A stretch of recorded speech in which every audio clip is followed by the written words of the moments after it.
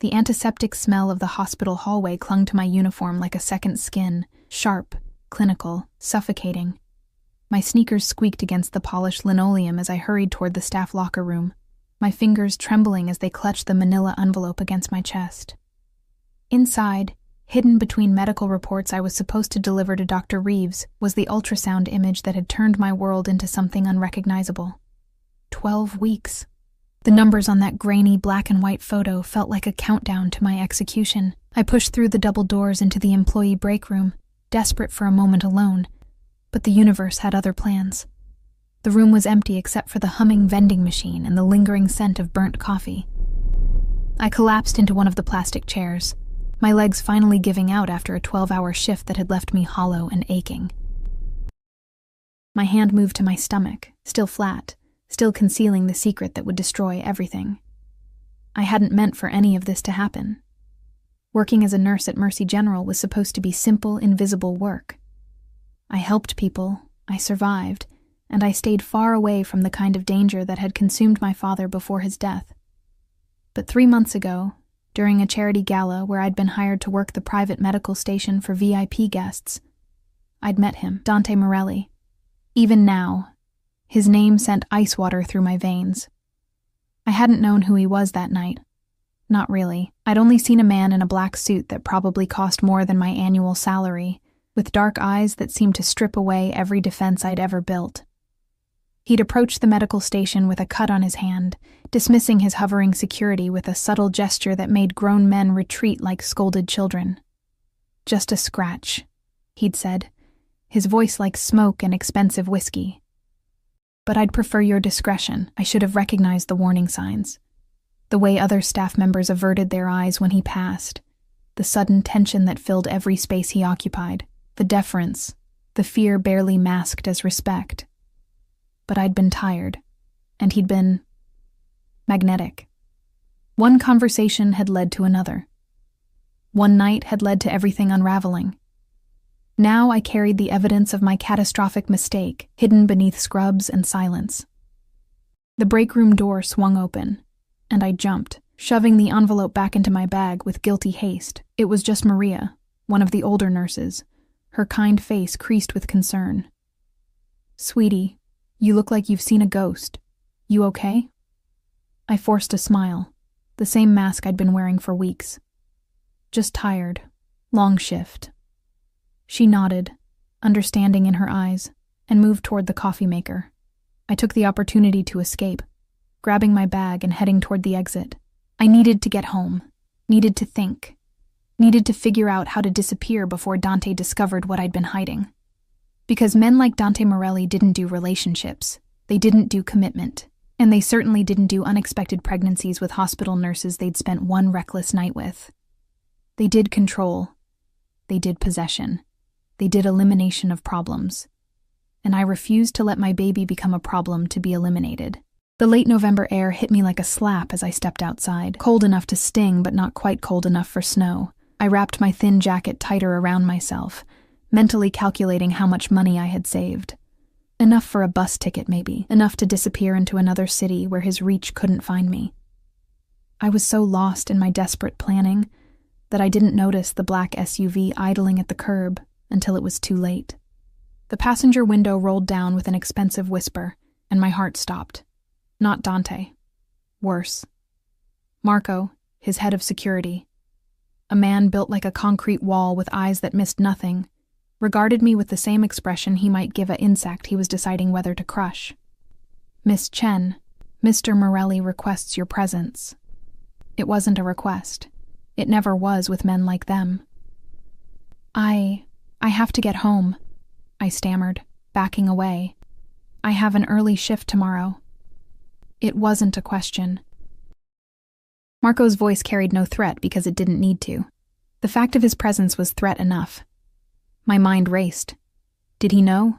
Had someone told him? The hospital had been busy today, full of Dante's business associates, after some kind of incident I deliberately avoided learning about. Had someone seen the ultrasound? Had someone reported back? I really can't.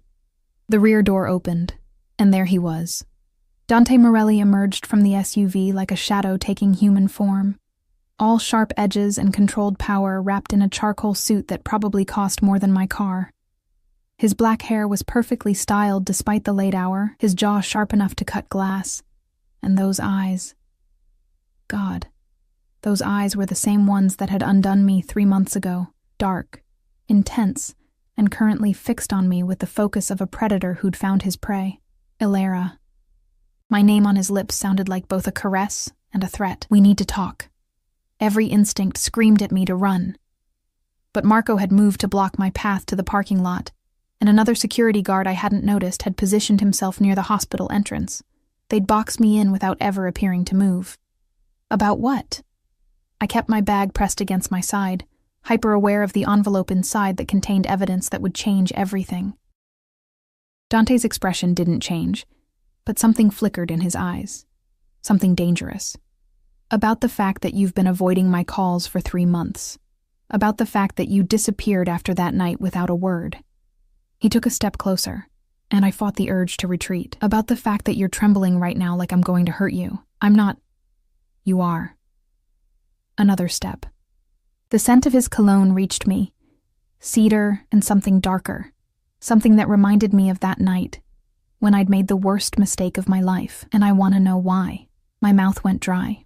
The envelope in my bag felt like it was burning through the canvas, screaming its secret to anyone who could hear. I've been busy. Work is...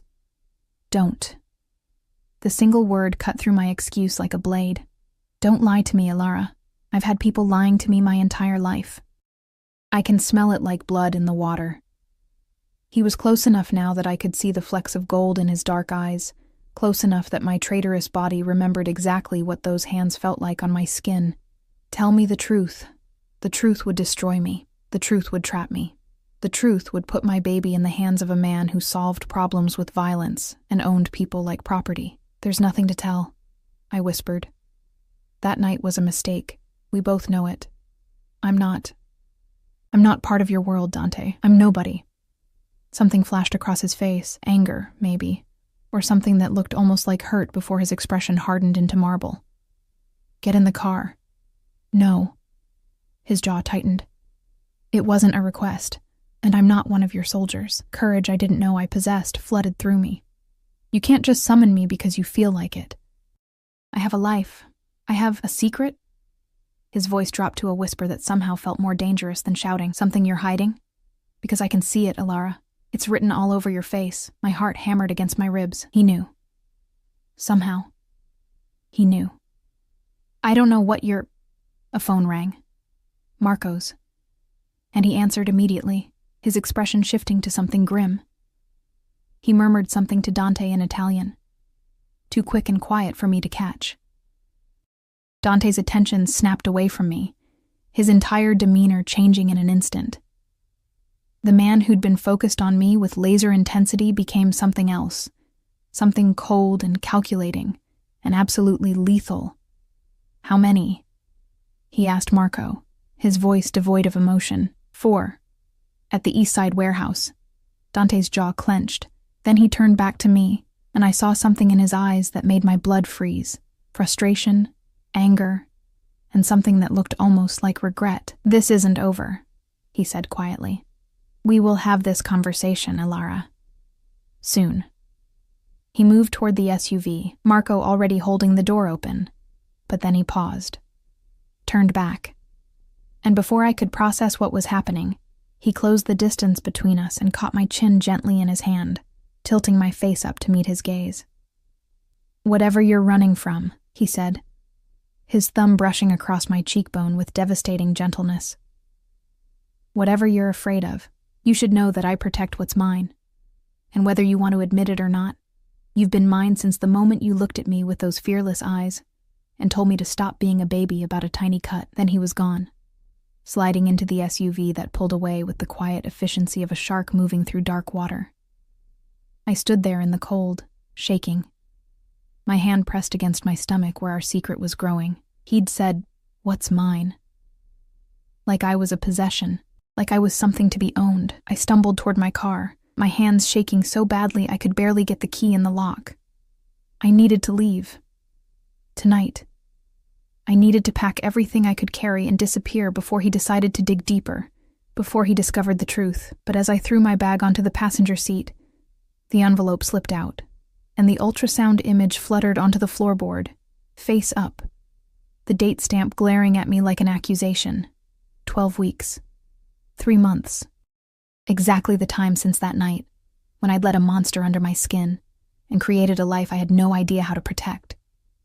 I grabbed the image with shaking hands, shoving it back into the envelope, and froze, because there, in my rearview mirror, I saw it. Another black SUV, different from Dante's, but the same predatory energy. It was parked 3 rows back, its engine running, its windows tinted so dark I couldn't see who was inside, but I could feel them watching me. My breath came in short, panicked gasps. Were they Dante's people? Or worse, were they his enemies? The kind of people who would use a nobody nurse as leverage against a man like Dante Morelli. I started my car with trembling hands, my mind screaming at me to drive, to run, to disappear. But as I pulled out of the parking lot, the SUV followed, and I realized with crushing, terrifying certainty that running might no longer be an option.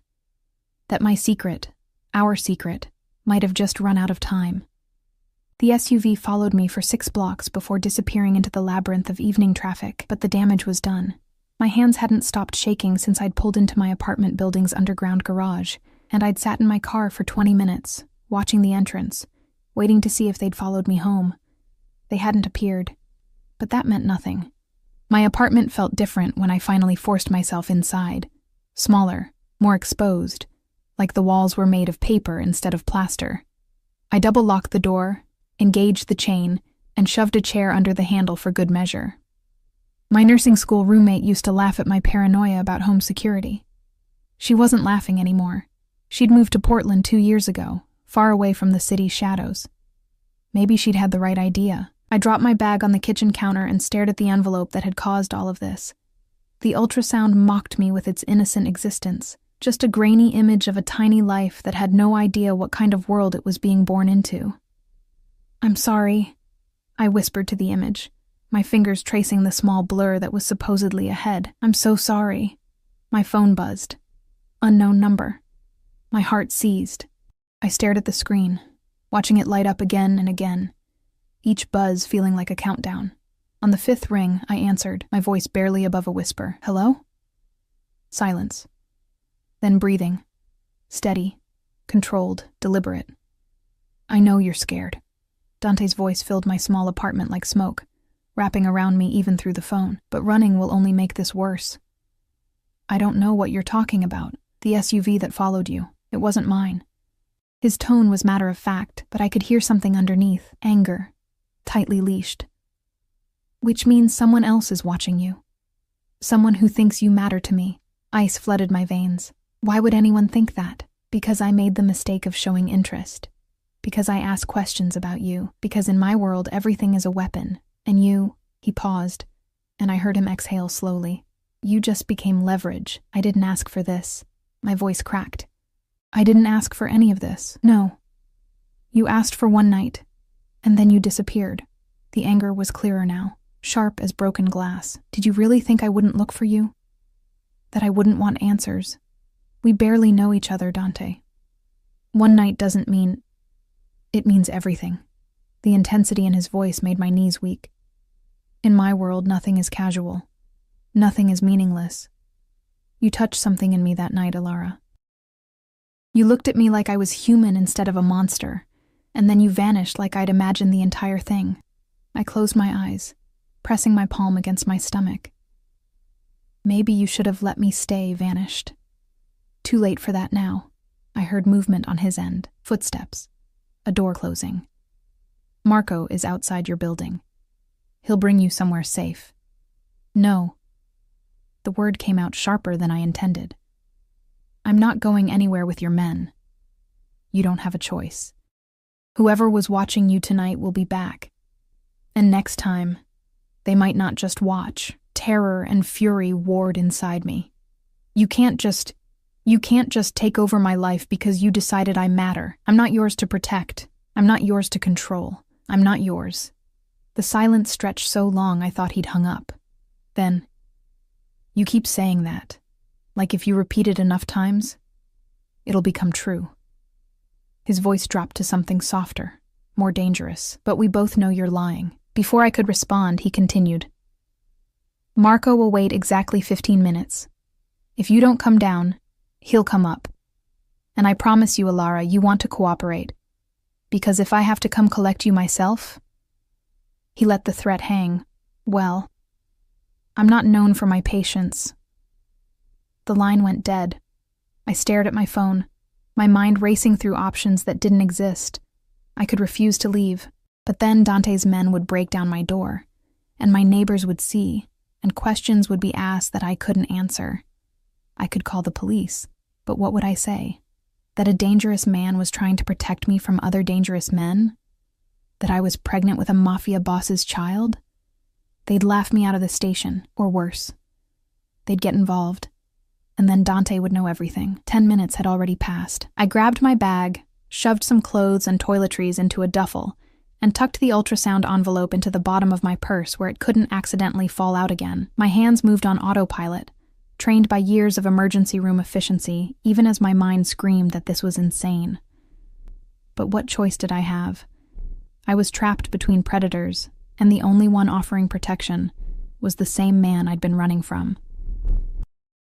Marco was waiting by a different SUV when I emerged from the building. This one even more intimidating than the last, with windows so dark they looked like they'd been painted with midnight. He nodded once, opening the rear door without a word. "Where are we going?" I asked, hating how small my voice sounded. "Somewhere safe." His tone suggested the conversation was over. I climbed inside, and the door closed behind me with the finality of a prison cell locking. The drive took 40 minutes through parts of the city I'd never seen. Neighborhoods that got progressively cleaner, wealthier, more removed from the world I knew. We passed through a private gate that required a security code, then up a winding road lined with trees that blocked out the streetlights. When we finally stopped, I found myself staring at a house that could only be called an estate. 3 stories of modern architecture and old money, all glass and stone and intimidation. Security cameras dotted the perimeter. Lights glowed from windows that probably cost more than my entire apartment building. This was Dante's world, and I had just stepped into the center of it. Marco opened my door. "Mr. Morelli is inside. He's expecting you." My legs felt like water as I walked up the stone pathway to the massive front door. It opened before I could knock, revealing not Dante but an older woman in elegant casual clothes, expensive jeans and a cashmere sweater that spoke of wealth worn comfortably. Miss Chen. Her smile was warm, but her eyes were assessing. "I'm Teresa. I manage the household. Mr. Morelli asked me to show you to your room." "My room?" The words came out strangled. "I'm not staying." "He insisted you'd be more comfortable with privacy." Teresa's expression softened slightly. "The guest wing is fully furnished. You'll have your own bathroom, sitting area. Anything you need, just ask." She led me through a foyer that looked like it belonged in a museum. Marble floors, artwork I was afraid to look at too closely, a staircase that curved up like something from a movie. We climbed to the 2nd floor, down a hallway lined with more art, until she opened a door to reveal a room 3 times the size of my apartment. "The closet has basic clothing if you need anything tonight. Bathroom is through that door. Mr. Morelli will join you for dinner in an hour." Teresa paused at the door. "He's not what people think, you know. He's complicated, but he doesn't hurt people who don't deserve it." Then she was gone, leaving me alone in luxury that felt like a cage. I dropped my bag on the bed, a bed that could fit 4 people comfortably, and moved to the window. The view overlooked manicured gardens, and beyond them, the city lights twinkling in the distance. Beautiful, remote, isolated. I pressed my hand against my stomach. "What have I done?" I whispered. A knock at the door made me jump. "Ilara!" Dante's voice, muffled through the wood. "May I come in?" As if I could refuse. "Yes." The door opened, and he entered like he owned the space, which, technically, he did. But he'd changed since I'd seen him outside the hospital. The suit jacket was gone, his shirt sleeves rolled up to reveal forearms corded with muscle, and marked with scars I hadn't noticed before. He looked almost human, almost normal. except for the gun holstered at his hip, casual as a watch. "Are you comfortable?" he asked, his eyes scanning the room as if checking for threats even here, in his own fortress. "Comfortable?" I laughed, the sound edged with hysteria. "You had your men follow me, threaten me, and kidnap me to your mansion." "No, Dante. I'm not comfortable. Marco didn't threaten you. He protected you." Dante moved closer, and I forced myself to hold my ground. "There's a difference. Not from where I'm standing." His jaw tightened. "The people watching you tonight, they work for the Calabrese family. They're my competitors. And if they think you mean something to me, they'll use you. They'll hurt you to hurt me. Do you understand? Then tell them I don't mean anything." Desperation cracked my voice. "Tell them I was a mistake, a nobody, someone you've already forgotten. Make them stop watching me." "I can't." The words came out harsh. "Because it would be a lie." Silence stretched between us, heavy with things unsaid. "Why?" I finally whispered. "Why do I matter? We had one night, one conversation, one mistake." Dante's expression shifted, something painful flickering across his features before the mask slammed back down. "You looked at me like I was worth saving. Like there was still something human left inside me." He took another step closer. "Do you have any idea how rare that is? How fucking precious?" I don't... My thoughts scattered as he invaded my space, his presence overwhelming. "You're romanticizing a simple conversation between strangers, am I?" His hand came up, not touching but hovering near my face. "Then why did you run? If I meant nothing, why disappear?" "Because I was afraid.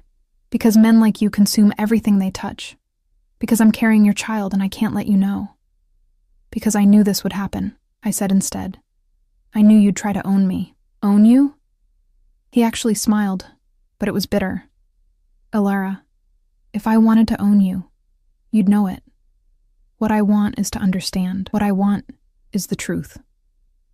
His eyes dropped then, just for a second, to where my hand had unconsciously moved to my stomach. Protective. Instinctive. And I saw the moment something clicked in his mind. "You're scared," he said slowly, his gaze sharpening. "Not just of me, not just of the Calabrese. You're scared of something else. Something..." His eyes narrowed. "Something you're hiding." My heart stopped. "I don't know what." "Don't." The command was soft but absolute. "I told you, I can smell lies."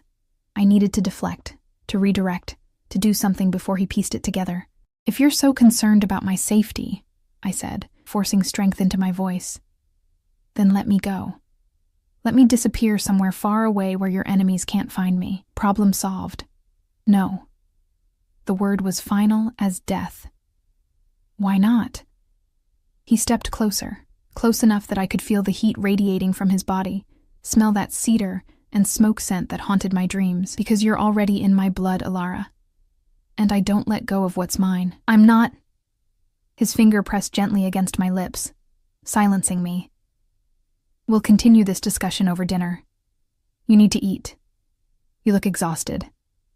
His hand dropped, but his eyes stayed locked on mine. "And tomorrow, you're going to tell me the truth. Whatever secret you're carrying, whatever you're afraid of, you're going to trust me with it. And if I refuse..." Something dangerous flickered in his expression. "Then I'll find out another way. But I promise you, Alara, you'll prefer giving me the truth, willingly." He left then, closing the door with a soft click that sounded like a prison lock engaging. I collapsed onto the bed, my hands shaking, my mind racing. He was getting too close. He was already suspicious. And tomorrow, I would have to decide. Keep running from the truth, or face the monster I'd created a life with. Either way, I was trapped. And the walls were closing in. Dinner was served in a dining room that could seat 20, but held only 2. Dante at the head of an absurdly long table, and me positioned close enough to talk, but far enough to feel the distance between our worlds. Teresa had outdone herself. The meal was elegant, carefully plated, the kind of food I'd only seen in magazines. Herb-crusted salmon, roasted vegetables that probably cost more than my weekly grocery budget, wine that Dante drank while I stuck to water. He noticed, of course. He noticed everything. You're not drinking, he observed, his fork pausing midway to his mouth. I don't like wine. The lie came easily, practiced over the past few weeks whenever colleagues invited me out after shifts. His dark eyes studied me with that unnerving intensity. You drank champagne at the gala, 3 glasses. My stomach dropped. You were counting? I notice everything about you. He said it like it was obvious, like of course he'd catalogued my every movement that night. The way you laughed at the surgeon's terrible jokes, the way you kicked off your heels under the table when you thought no one was looking, the way you bit your lip when you were nervous. Heat crept up my neck. That's observant. That's obsession. He set down his fork, leaning back in his chair with the confidence of a man who owned everything in sight, including apparently me. I haven't been able to stop thinking about you for 3 months, Alara, so yes, I remember how many glasses of champagne you had. I remember the exact shade of your dress. I remember how your hand felt in mine when I pulled you onto that balcony. I remembered too. God help me. I remembered every second of that night. Why? The question escaped before I could stop it. Why me? You could have anyone. Women who belong in your world, who understand it, who wouldn't be terrified every second. Because those women see what I can give them. Money, power, protection, status. His gaze pinned me in place. You saw me. Just me, a man with a cut on his hand who needed help. You didn't know my name. You didn't care about my reputation. You treated me like I was human. You are human, I said quietly. That's debatable. Bitterness edged his words. Ask the people who've crossed me. Ask the families I've destroyed. Ask the men I've killed. I should have been horrified. I should have recoiled. Instead, I heard myself ask, did they deserve it? Something shifted in his expression. Surprise, maybe, or something deeper. Yes. Simple. Honest. Every single one. We ate in silence after that, the weight of his confession hanging between us. I pushed food around my plate, my stomach too twisted with anxiety to properly eat, even though the baby probably needed the nutrition. The baby. Our secret. Growing bigger with each passing day, becoming harder to hide. You're not eating, Dante observed again. Are you feeling ill? Just tired. It's been a long day. He stood abruptly and I flinched, an involuntary reaction that made his jaw tighten. I'm not going to hurt you, Alara. His voice was softer than I expected. Whatever else you believe about me, believe that. People in your world get hurt all the time, I countered. That's what you do. That's who you are. People in my world make choices. He moved around the table with predatory grace, stopping behind my chair. I felt his presence like heat at my back. They choose to betray, to steal, to threaten what's mine. And yes, I hurt them for it, but you? You've done nothing to warrant my anger. Haven't I? I turned to look up at him. I ran from you. I avoided you. I scared me. The admission seemed to cost him. For the first time in 15 years, someone made me feel something other than rage or emptiness. And then she vanished. Yes, Alara, you hurt me, but not in a way that deserves punishment. In a way that deserves understanding. His hand came to rest on my shoulder, gentle, almost hesitant, like he was afraid I'd break. Tell me why you ran, he said quietly. Tell me what you're afraid of. This was the moment. I could feel it crystallizing around us, sharp as glass. I could tell him the truth. I could show him the ultrasound and watch his world, our world, explode into something unrecognizable. Or I could keep lying, keep running, even while trapped in his fortress. I'm afraid of this, I whispered. Of losing myself, of becoming another possession in your collection. You could never be a possession. His fingers traced my collarbone, a touch so light it barely existed. You're too bright, too stubborn, too essential. I stood, needing distance, needing air. You don't know me well enough to say that. Then let me know you. He didn't follow, giving me space even as his words chased me. Stay here. Let me protect you. Let me own me. I spun to face him. Control me? Decide what I can and can't do, where I can and can't go, keep you alive. His voice hardened. The Calabrese family doesn't make empty threats, Alara. If they think you're leverage, they'll take you. And what they'll do to you before they kill you." He stopped, his hands clenching into fists. "I won't let that happen." "Why?" I demanded. "Why do you care so much about someone you barely know?" "Because I'm selfish." The honesty in his tone was brutal. "Because I want you, and I take what I want. Because the thought of anyone else touching you makes me want to burn this entire city to the ground." The possessiveness should have terrified me. Instead, it ignited something dangerous low in my belly, the same thing that had drawn me to him that first night. "That's not love," I said. "That's obsession. I never claimed to be capable of love." He moved closer, a shark scenting blood. "Love is gentle, patient, kind. I'm none of those things, Alara. What I feel for you is darker, hungrier. But it's real, and it's not going away. You're insane. Probably." He was close enough to touch now, his presence overwhelming. "But you're here, in my home, under my protection. Which means on some level, you trust me. Or at least you trust me more than you trust whatever's out there." He was right. And I hated it. "I want to go to bed," I said, deflecting. "I'm exhausted." Disappointment flickered across his face, but he nodded. "Of course. Teresa prepared everything you need. If you require anything during the night." "I'll be fine." I moved toward the door, desperate to escape before he saw through my defenses entirely. But his voice stopped me. "Alara." I paused, not turning around. "Whatever you're hiding, I will find out. You know that, don't you?" My hand moved instinctively to my stomach, protective and damning. "There's nothing to find," I lied. But as I climbed the stairs back to the guest room, I felt his gaze following me, hunting, questioning, coming closer to the truth with every passing second. The nightmare woke me at 2 a.m., as it had every night for the past week. I jolted upright, gasping, my heart hammering against my ribs. In the dream, Dante had found out about the baby, and instead of the anger I expected, I'd seen something worse. Betrayal. Pain. The kind of hurt that turned men into monsters. Then he'd taken the baby from my arms, and I'd woken up screaming. Except I hadn't screamed. I'd learned to strangle the sound before it escaped. Years of practice from a childhood, where making noise brought unwanted attention. I pressed my palms against my eyes, trying to calm my racing pulse. The room was too big, too quiet, too foreign. I missed my tiny apartment with its familiar creaks and traffic sounds. I missed feeling like I had control over my own life. A soft knock made me freeze. "Alara." Dante's voice, concerned. "Are you all right?" I heard movement. Of course he had. The man probably had surveillance on every inch of this property.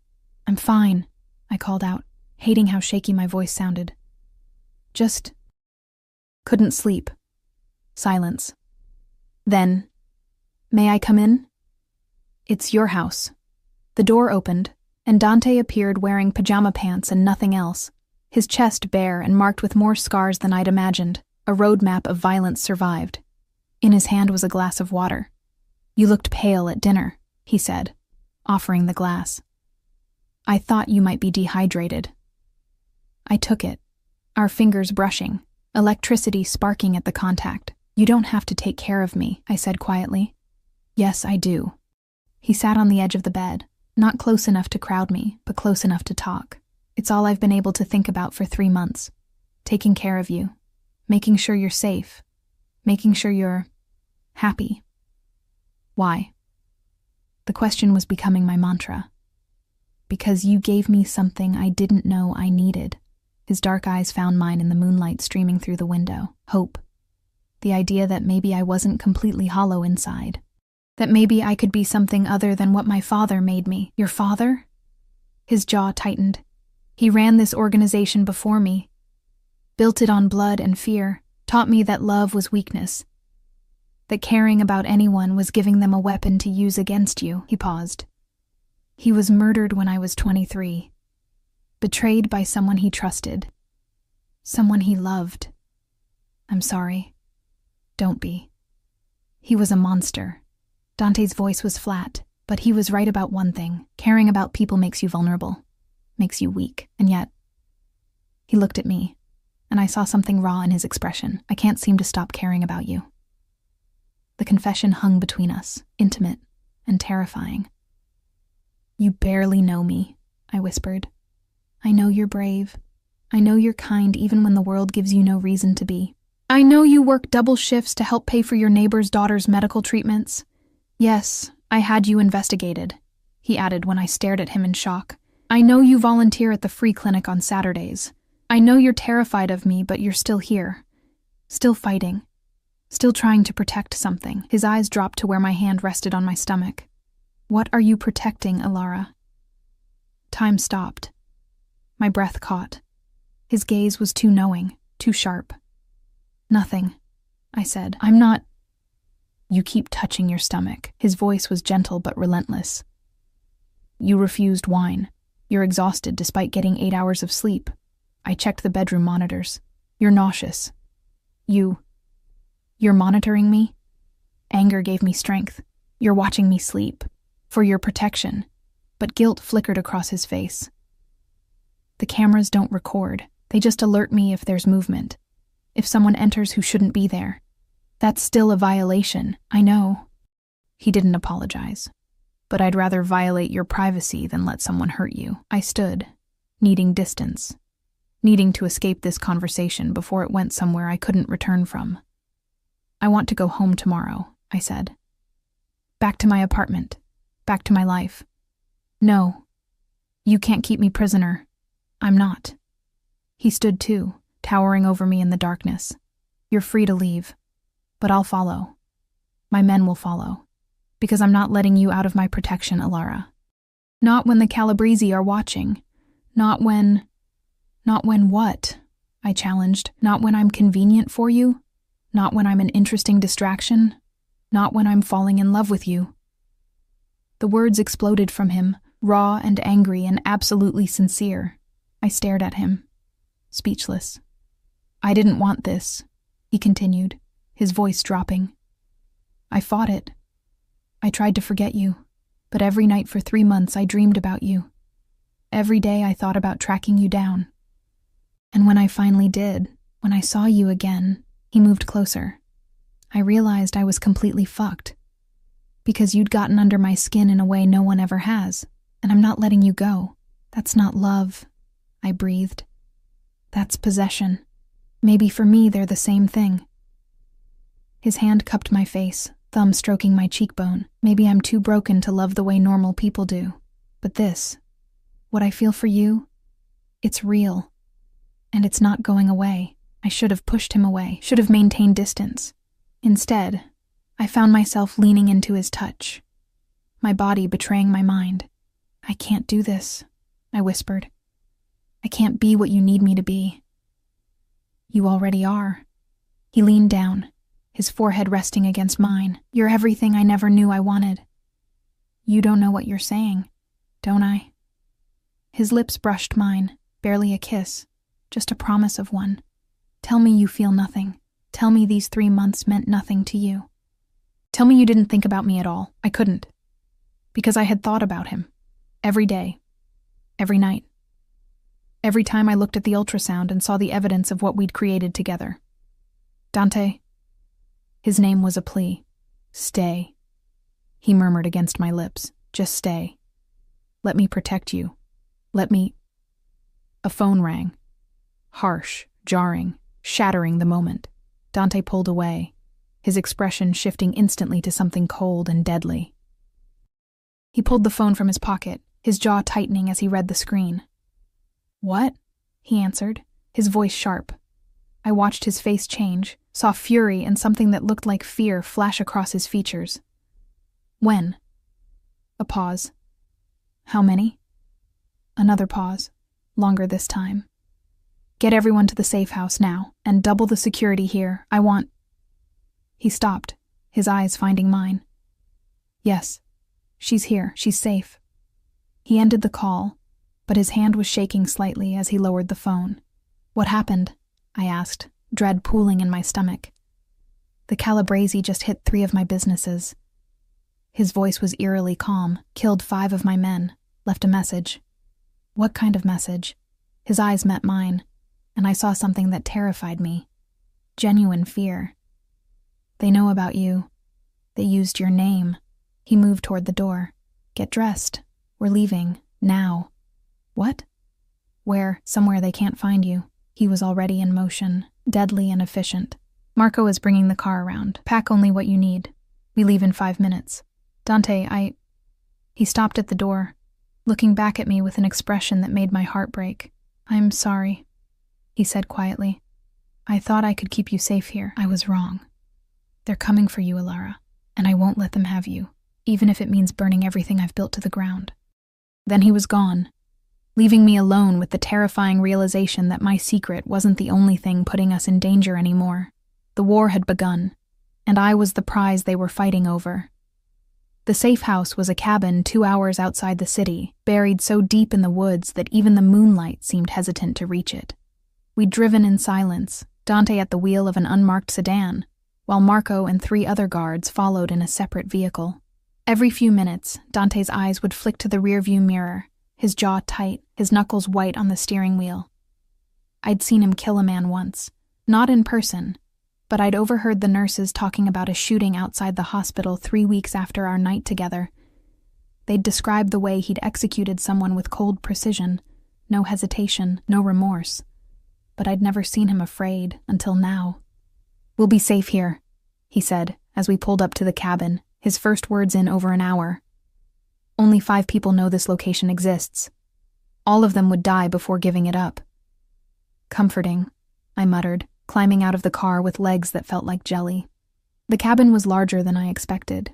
2 stories, modern despite its rustic exterior, with security cameras disguised as outdoor lighting. Marco and his men immediately began a perimeter check, while Dante guided me inside with a hand on the small of my back. The interior was sparse but functional. Leather furniture, a stone fireplace, a kitchen stocked with non-perishables. It looked like a place designed for hiding, not living. There are 2 bedrooms upstairs, Dante said, locking the door behind us with 3 separate deadbolts. You take the master. I'll sleep in the guest room. You don't have to. Yes, I do. He turned to face me, and the exhaustion in his expression made him look almost vulnerable. I need to know you're comfortable, safe, as far from me as possible in case... In case what? In case they find us. He moved to the window, checking the sight lines with practiced efficiency. In case I can't protect you, in case I have to make choices I don't want to make. Fear crystallized in my chest. What kind of choices? He didn't answer, which was answer enough. I sank onto the leather couch, my hand instinctively moving to my stomach. The baby was still too small to feel. Still just a secret I carried alone, but sitting here, in a safe house in the middle of nowhere, running from men who wanted to use me as leverage against Dante, I couldn't keep hiding the truth, not anymore. Dante, I said quietly, there's something I need to tell you. He turned from the window, his dark eyes finding mine with that unsettling intensity. I'm listening. My mouth went dry. My heart hammered. Every instinct screamed at me to stay quiet, to protect the secret, to protect myself. But he deserved to know. And more than that, our baby deserved a father who knew they existed. That night, I began, my voice shaking. 3 months ago, we weren't careful. Understanding flickered across his face, followed by something I couldn't read. You're pregnant. It wasn't a question. I nodded, tears burning my eyes. I found out 6 weeks ago. I was going to, what? Run? Disappear? Raise his child alone and hope he never found out? I didn't know how to tell you. I didn't know if I should tell you. Silence stretched between us, heavy as a guillotine blade waiting to fall. Dante didn't move, didn't speak, just stared at me with an expression that shifted through emotions too quickly to track. Shock, disbelief, anger, something that might have been joy before it disappeared behind his mask. Say something, I whispered. Please, how long were you going to wait? His voice was eerily calm. How long were you going to hide my child from me? I wasn't hiding. Weren't you? He moved closer, controlled fury in every line of his body. You ran from me. You avoided me. You plan to disappear.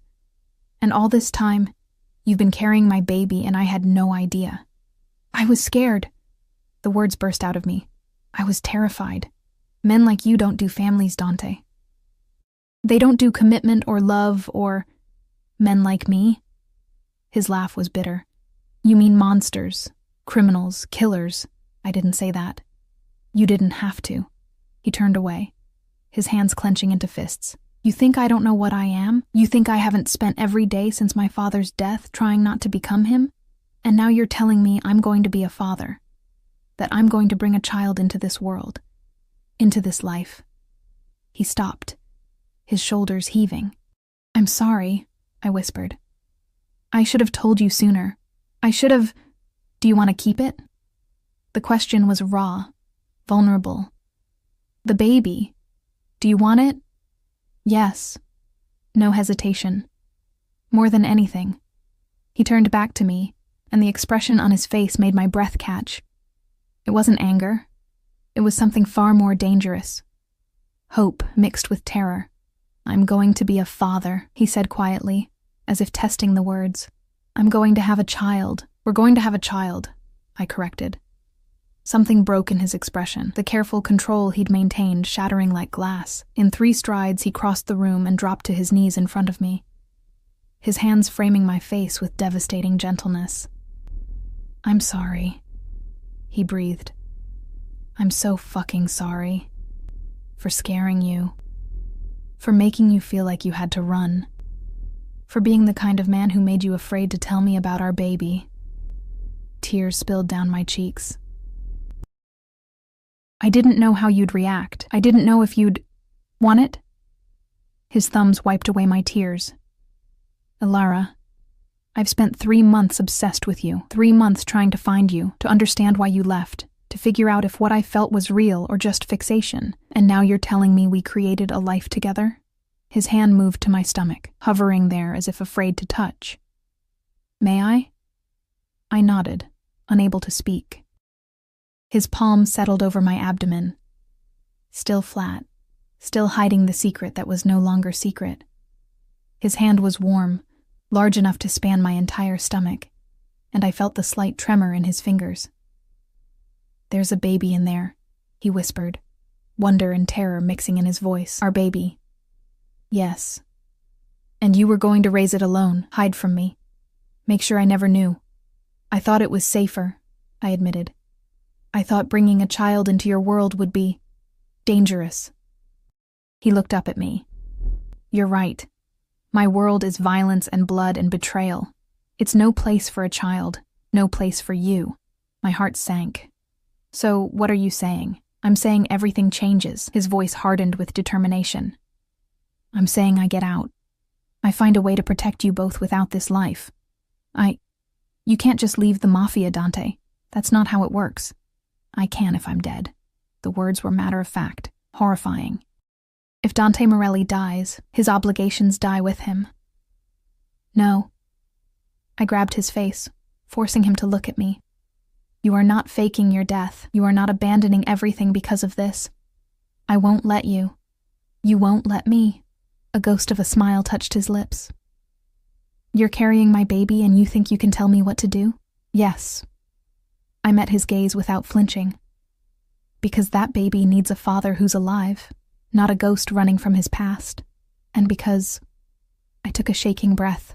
Because I think I'm falling for you too. And I need you alive. The confession hung between us, raw and honest and terrifying. Dante's eyes darkened with something primal. You're falling for me.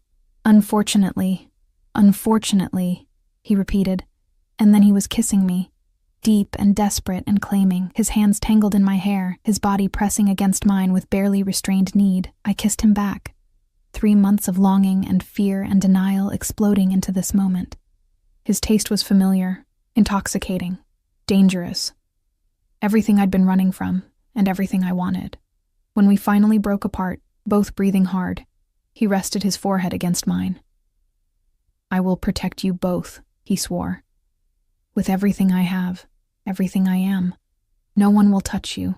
No one will hurt our baby. I promise you that, Ilara. How? I whispered.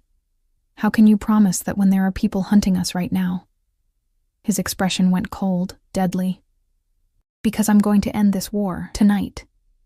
What? No, you can't. The Calabrese made a mistake. He stood, pulling out his phone. They threatened what's mine. They put our baby in danger. And for that, they're going to pay. Dante, please. Stay here. Lock the doors. Marco and his men will protect you. He was already moving toward the door. Transformation complete. From the vulnerable man who'd touched my stomach with wonder, to the killer who'd built an empire on blood. Don't do this, I followed him. Don't go out there and start a war because of me. He turned at the door, his eyes blazing. The war started the moment they said your name.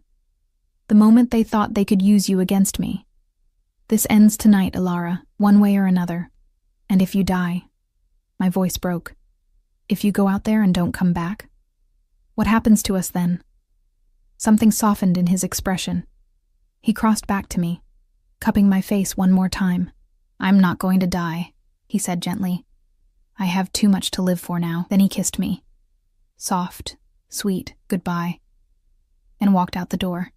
I stood there, frozen, listening to the sound of his car starting, driving away, disappearing into the night. Marco appeared in the doorway. He'll be fine, Miss Chen. Mr. Morelli is resourceful. He's going to get himself killed. I wrapped my arms around myself, feeling cold despite the cabin's warmth. And it's my fault. No, ma'am. It's the Calabrese family's fault. They chose this. Marco's expression was grim, and they're going to regret it. The hours crawled by like years. I couldn't sleep, couldn't eat, couldn't do anything but pace the cabin and imagine every horrible scenario. Dante bleeding out in an alley. Dante captured. Dante dead because he'd been distracted thinking about me, about the baby. Marco tried to reassure me, but his constant checking of his phone betrayed his own anxiety. At 4 a.m., headlights cut through the darkness. I was at the window immediately, my heart in my throat. Is that... Stay back, Marco ordered, his gun already drawn. But I recognized the car, recognized the way it parked, the way the door opened. Dante emerged and I nearly collapsed with relief. He was covered in blood, his shirt torn, his face bruised, his knuckles split. But he was alive. He was walking. He was coming toward the cabin with that same predatory grace. I threw open the door before Marco could stop me, running out into the cold. You're alive, I breathed, my hands hovering over him, afraid to touch, afraid I'd hurt him. You're alive. I told you I would be. His voice was hoarse, exhausted. It's over, Ilara. The Calabrese. They won't be a problem anymore. How much of this blood is yours? Not much. He swayed slightly, and I realized he was barely staying upright. The rest belongs to people who threatened my family. My family. The words hit me like a physical blow. Come inside, I said, taking his arm. Let me help you. He didn't argue, which told me how badly he was hurt. Together, with Marco's help, we got him inside and onto the couch. I'd treated hundreds of patients in my career. I'd seen worse injuries than split knuckles and bruised ribs, but seeing Dante hurt, seeing the evidence of violence on his skin, made my hands shake as I cleaned his wounds with supplies from the cabin's first aid kit. You should see the other guys, he joked weakly. Not funny. I dabbed antiseptic on his knuckles, making him hiss. You could have been killed. But I wasn't, because I had something to come back to. His hand covered mine, stilling my movements. Someone to come back to. Two someones, actually. His other hand moved to my stomach. That same gentle touch that had undone me earlier. I met with the Calabrese leadership, he said quietly. Explained the situation. Made them understand that you're off limits. That our child is off limits. That anyone who even looks at you wrong will answer to me personally. How did you make them understand? His expression went dark. I showed them what happens to people who threaten what's mine. I should have been horrified. Should have pulled away from this man who solved problems with violence. Instead, I found myself leaning into him, my forehead resting against his shoulder. I was so scared, I whispered. I thought I'd lost you. I thought our baby would never know their father. Never. His arms came around me, careful of his injuries. I'm not going anywhere, Ilara. You're stuck with me now. For better or worse? Worse, probably, I said against his chest. Definitely worse. I could hear the smile in his voice. But I'll spend every day trying to be better. For you. For our baby. I'll be the man you deserve instead of the monster I was raised to be. I pulled back to look at him. You're not a monster, Dante. Monsters don't keep their promises. Monsters don't protect. Monsters don't... I touched his face, tracing the line of his jaw. Monsters don't look at me the way you do. And how do I look at you? Like I'm worth saving. His eyes softened. You are. You're worth everything. He kissed me then, gentle despite the split in his lip, tender despite the violence still staining his hands. And I kissed him back, accepting every part of him, even the dark parts, even the dangerous parts, because he was the father of my child. Because he'd walked into hell tonight to keep us safe. Because somewhere in the past 3 months, I'd stopped running and started falling. And there was no going back now. 3 weeks passed in the cabin, and against all odds, they were the most peaceful weeks of my life. Dante stayed. Not just physically, though he was always there, always watching, always protective, but emotionally. He asked questions about the baby, researched pregnancy nutrition obsessively, and had Marco bring prenatal vitamins and pregnancy books that he read cover to cover like they were battle strategies. He was trying, desperately, awkwardly, beautifully trying to be something other than what he'd been raised to be. It says here you need more protein, he announced one morning, looking up from a book titled What to Expect When You're Expecting, with the same intensity he probably used to read intelligence reports. And folic acid. Are you getting enough folic acid? I looked up from my own book, a novel I'd been trying to read for days, and couldn't help but smile. Yes, Dante. The vitamins you've been forcing on me 3 times a day have plenty of folic acid. Good. He made a note in the margins. He'd been keeping a journal, tracking everything about the pregnancy with meticulous detail. And you're drinking enough water? The book says dehydration can cause complications. I'm drinking so much water I practically live in the bathroom. He frowned. Is that normal? Should I call a doctor? It's completely normal. I set down my book and moved to sit beside him on the couch. You need to relax. The baby is fine. I'm fine. You're not fine. You threw up this morning. His hand immediately went to my stomach, now slightly rounded with the evidence of our child. At 16 weeks, I was finally showing a small bump that Dante treated like it was made of spun glass. Morning sickness can be a sign of a completely healthy pregnancy, I interrupted gently. Which is what we have. He exhaled slowly, some of the tension leaving his shoulders. I need to make sure you're both okay. I need to control something in a situation where you have very little control, I suggested. His lips quirked. Am I that transparent? Completely. I took the book from his hands and set it aside. But it's sweet, in a slightly obsessive, overprotective way. I prefer to think of it as thorough. But his arms came around me, pulling me against his chest with the careful gentleness he'd adopted since learning about the baby. I'm sorry. I know I'm being excessive. You're being a concerned father. I tilted my head back to look at him. It's actually one of your more attractive qualities. One of? His eyebrow raised, implying there are others, maybe 1 or 2. I traced the scar on his jaw, a reminder of the night he'd gone to war for us. When you're not being a terrifying crime lord, you're almost normal. Almost. He kissed the top of my head. I'll take it. The truth was, these 3 weeks had shown me sides of Dante I never knew existed. He cooked, surprisingly well, because he didn't trust anyone else to prepare my food. He read to me at night, his deep voice turning thriller novels into bedtime stories. He held me when nightmares woke me up, whispering promises in Italian that I didn't understand but felt in my bones. He was building something with me, a future that looked nothing like the violent past that had defined him. But I knew it couldn't last forever. We need to talk about what happens next, I said quietly. We can't hide here forever. His arms tightened around me. Why not? Because I have a job, a life, because you have responsibilities. That can wait. His voice was firm. Nothing is more important than keeping you safe. The Calabresi are gone, Dante. You made sure of that. I turned in his arms to face him fully. We can't live in fear forever. Our baby deserves better than that. Something painful crossed his expression. Our baby deserves a father who isn't constantly looking over his shoulder, who doesn't have enemies waiting for the perfect moment to strike. Then give them that father. I cupped his face. Not by running or hiding or pretending to be dead, but by being better, by choosing us over the life you've always known. You make it sound simple. It's not simple. It's the hardest thing you'll ever do. I held his gaze. But I believe you can do it. I believe you want to do it. He was quiet for a long moment, his dark eyes searching mine. Then, what if I can't? What if the man I am is all I know how to be? Then I'll teach you. The words came out with more confidence than I felt. We'll figure it out together. But Dante, I need you to try. I need you to choose this.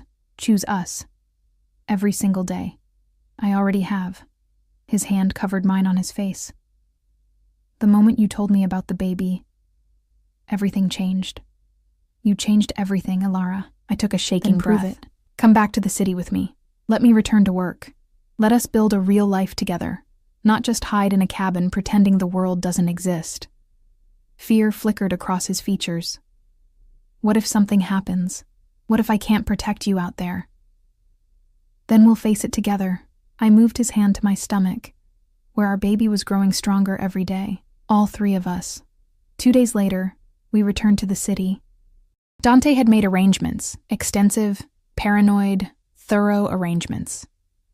My apartment was now equipped with security that probably violated several laws. His men maintained a discreet perimeter at all times. He'd personally vetted every single person who worked at the hospital, ensuring no Calabresi sympathizers remained. It was excessive. It was controlling. It was also proof that he was trying to balance protection with the freedom I needed. I'll be fine, I told him for the 3rd time as he walked me to my car on my first day back at work. It's a 12-hour shift. I've done thousands of them, not while pregnant with my child. His jaw was tight, his eyes scanning the parking garage like threats lurked behind every pillar. And not while people still remember you were connected to me. Were? I raised an eyebrow. Past tense? He had the grace to look sheepish. Are connected to me? Will always be connected to me, assuming you want to be. It wasn't quite a proposal, but it was close enough to make my heart skip. We'll see, I said, teasing. You're still on probation. Probation. He pulled me close, his hand immediately finding my stomach. His new habit, his constant reassurance that we were both real and safe. I'm a Mafia boss on probation with a nurse who's carrying my baby. My life has become very strange. Former Mafia boss, I corrected. You promised you'd step back. I am stepping back. His expression turned serious. I've been transitioning leadership to my cousin, liquidating assets, making arrangements. It's not instant, Alara. I can't just walk away without causing a power vacuum that would put us all in danger. But I'm trying. I could see the truth in his eyes, the exhaustion, the weight of trying to dismantle an empire while keeping everyone safe. I know, I said softly, and I appreciate it. Just don't lose yourself in the process. Don't become someone you're not just because you think that's what I want. Who do you want me to be? Exactly who you are right now. I kissed him, soft and sweet. The man who reads pregnancy books like textbooks, who holds me when I'm scared, who's trying so damn hard to be good even though the world taught him to be anything but. Something vulnerable flickered across his face. What if I fail? What if I can't be what you need? Then we'll figure it out. I touched his face, tracing the lines of stress that had appeared over the past weeks. Together. That's what partners do. Partners. He tested the word, and I saw him fighting a smile. I liked the sound of that. Good, because you're stuck with me now. I patted my stomach. For at least the next 18 years. Probably longer. Probably forever, he corrected, and kissed me like he meant it. The shift was long but uneventful. Patients came and went, emergencies were handled, and life continued with the steady rhythm I'd always found comforting. My co-workers noticed the bump, now impossible to hide, and congratulated me with genuine warmth. No one asked about the father, no one mentioned Dante, but I caught Maria, the older nurse, watching me with knowing eyes. "You're glowing," she said during our break, her voice gentle. "Pregnancy suits you. Thanks." I sipped water, trying not to think about how Dante had texted me 4 times already asking if I was okay. The father. Maria's eyes were sharp. "He's good to you?" I thought about the question, about Dante's past and his present, about the violence he'd committed and the gentleness he showed me, about the monster he'd been and the man he was trying to become. "Yes," I said honestly. "He's good to me. He's trying to be better. For us." Maria nodded slowly. "Then he's worth keeping." She squeezed my hand. "Lord knows good men are hard to find. Men willing to change? Those are miracles." Dante was waiting in the parking garage when my shift ended, leaning against his car with the casual confidence of someone who owned the world. But his eyes lit up when he saw me. And that smile, the one reserved just for me, transformed his entire face. "How was it?" he asked, pulling me into his arms immediately. "Exhausting. My feet are killing me." I leaned into him, breathing in his familiar scent, but good. Normal. I missed normal. "I researched foot massages for pregnant women," he announced seriously. "I can do that when we get home, and I made dinner. Well, Teresa made dinner, but I supervised. Does that count?" I laughed, the sound surprising me. "It counts." "Good." He guided me to the car, his hand on my back, protective but not controlling, because I'm trying this whole domestic thing and I'm not sure I'm doing it right. "You're doing fine." I slid into the passenger seat, watching as he rounded the car with that predatory grace that still made my pulse skip. Better than fine, actually. The drive to his penthouse, our penthouse now, since he'd insisted I move in where security was tighter, was comfortable. He told me about his day, carefully editing out the dangerous parts but giving me enough to understand he was keeping his promise. Stepping back, transferring power. Building a life that didn't revolve around violence. "My cousin will take over officially next month," he said as we rode the private elevator up. "After that, I'll just be a silent investor. No operations, no decisions, just money in accounts that I'll never touch." "And you're okay with that?" I studied his profile. "Giving up all that power?" "I'm terrified," he admitted. "Power is all I've ever known. Control is how I survived, but—" His hand found mine, lacing our fingers together. "You were right. Our baby deserves better, deserves a father who comes home every night, who doesn't have blood on his hands. You might get bored," I warned. "Domestic life isn't exactly thrilling." He looked at me then, his eyes dark and intense. "Ilara, I've spent 15 years running an empire built on fear. I've killed, manipulated, destroyed, and in 3 months with you, I've felt more alive than in all those years combined. Bored is the last thing I'll be." The elevator doors opened to the penthouse, and I was hit with the smell of home cooking, rich and Italian and perfect. "You really did supervise dinner," I said, impressed. "I told you." He helped me out of my coat with careful hands. "I'm trying this domestic thing, which means cooking, cleaning, and foot massages. Also, I bought baby books, a lot of baby books. Teresa thinks I'm insane, but I want to be prepared." I turned to face him fully, this man who'd turned my world upside down. "I love you," I said, the words coming easily now. "I know it's fast. I know it's complicated, but I do. I love you, Dante Morelli." He froze, his expression shifting through a dozen emotions before landing on something that looked like wonder. "Say it again," he whispered. "I love you. Again. I love you." I laughed through sudden tears. "Even though you're overprotective and controlling and slightly insane about pregnancy nutrition, I love you too." He pulled me close, his forehead resting against mine. "I've never said that to anyone, never felt it. But with you, God, Ilara, with you I feel everything, and it terrifies me and thrills me, and I never want it to stop." He kissed me then, deep and claiming and gentle all at once, and I kissed him back, tasting our future in his lips. When we broke apart, both breathing hard, he dropped to his knees, right there in the foyer, This man who'd built an empire on fear knelt before me and placed both hands on my stomach. "I promise," he said, his voice thick with emotion, "that I will protect you both with everything I am. I promise I'll be better than my father. Better than the man I was. I promise I'll choose you, both of you. Every single day for the rest of my life." Tears streamed down my face. "Dante, marry me." He looked up, his eyes bright with unshed tears. "I know it's fast. I know I don't deserve you, but marry me anyway. Let me be your husband. Let me be our baby's father. Let me prove that monsters can change." "Yes." No hesitation. No doubt. "Yes, I'll marry you." The smile that broke across his face was pure joy, untainted by darkness, by violence, by anything except love. He stood, lifting me into his arms, spinning me around until I laughed and begged him to stop. "We're getting married," he said, setting me down gently. "We're having a baby. We're building a life together. A normal life," I added. "No mafia, no violence, just us." "Just us," he agreed, "and maybe some security guards, for safety." "Dante, discreet security guards," he amended, "who stay outside, far outside, but they're non-negotiable." I sighed, but I was smiling. "Fine.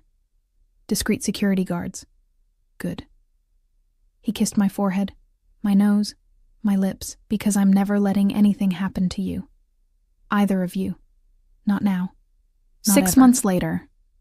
The baby arrived on a Tuesday morning, 3 weeks early and absolutely perfect. Dante held our daughter with the same hands that had once dealt death, and I watched him transform completely. His dark eyes filled with tears as he traced her tiny features, counted her fingers, whispered promises in Italian that made the nurses sigh. "She looks like you," he said, his voice rough with emotion. "Beautiful. Perfect. Everything good in this world." "Or she has your eyes," I pointed out, "and your stubborn chin." "God help us all." But he was smiling, that genuine smile I'd worked so hard to earn. "What are we naming her?" I asked, exhausted but deliriously happy. "Sophia." He didn't hesitate. "It means wisdom. I want her to be wiser than I was. Better than I was." "Sophia Morelli." I tested the name. "I like it." "Sophia Morelli Chen," he corrected, looking at me. "She deserves to carry your strength too." Marco appeared in the doorway, looking uncomfortable in the hospital setting but genuinely happy. "Congratulations, boss. She's beautiful." "Former boss," Dante corrected, not looking away from our daughter. "I'm just a dad now." And he was. Dante had kept his promise. He'd walked away from the empire, transferred everything to his cousin, and built a life that revolved around diaper changes and midnight feedings instead of territory wars and blood debts. It wasn't always easy. Sometimes I caught him staring out windows with that calculating look, and I knew he missed the power. Sometimes he got calls from his cousin about problems that needed solving, and I saw him fight the urge to get involved.